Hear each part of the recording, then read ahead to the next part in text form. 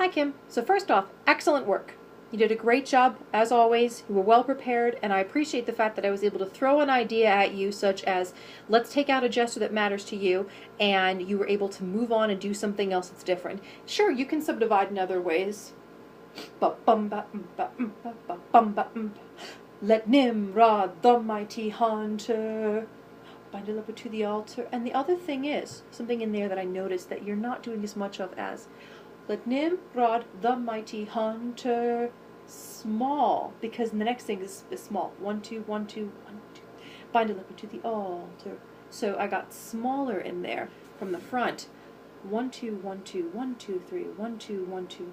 Let Nimrod, the mighty hunter, bind a leopard to the altar. God's good spear. Some people even do. See if I can do this because I've actually never done it this way, but. Let Nimrod, the mighty hunter. Let Nimrod, the mighty 1, 2. Bind a leopard to the. So did you see the little tiny flick that I did right there? So, hunter, bind a leopard to the all. There's that little tiny flick. Some people do that as a way of indicating to the choir we're going into a new gesture. I'm going to send you a video of somebody who does that on a 6/8 pattern. To show the difference, just so you can see what that looks like. It might be something you might want to try a little bit. In fact, I'm going to send you the video anyway so that you can see what it looks like to do something else with a lot of changing of pattern.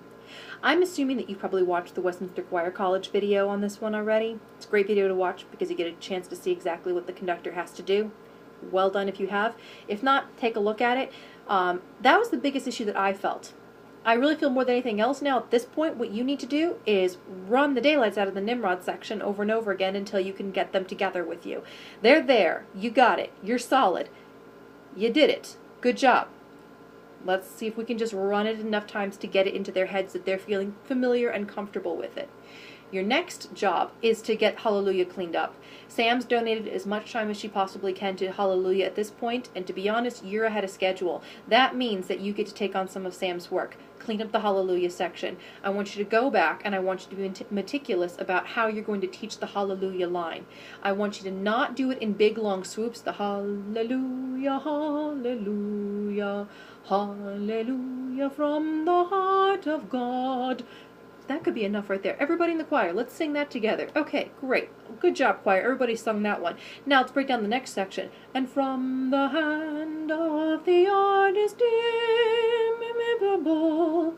Okay, and even and from the echo of the heavenly harp in sweetness. So you got that next section. Break that down. Make sure the choir can do that.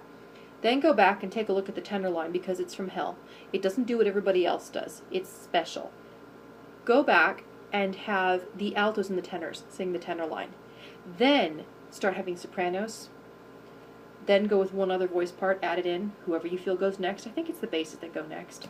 This is the score I brought with me to work today. This does not look like Rejoice in the Lamb, so please forgive me.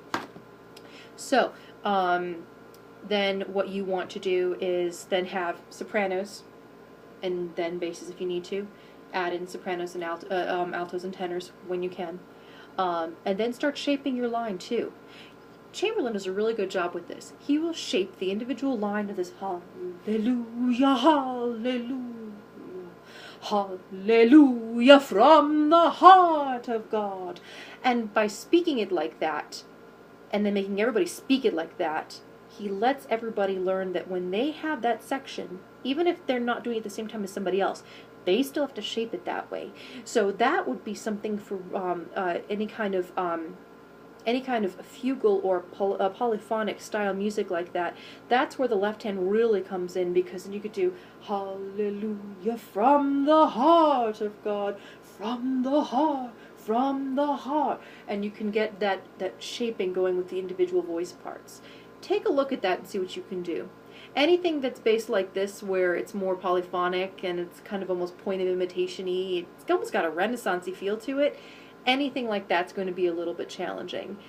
Let me know if you need any help with it. I honestly think that you can handle this on your own, but if you can't, I don't want you to hesitate. Call me, let me know.